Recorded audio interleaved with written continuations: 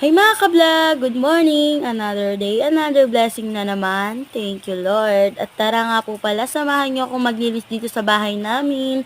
At ayun mga ka-vlog, yung mga kapatid ko nga ay pumasok na ng school at kaya iniwan na itong mga gawain sa bahay. At buti na lang pala ay dumalaw kami dito kila Papa at nakita ko nga ay sobrang daming kalat.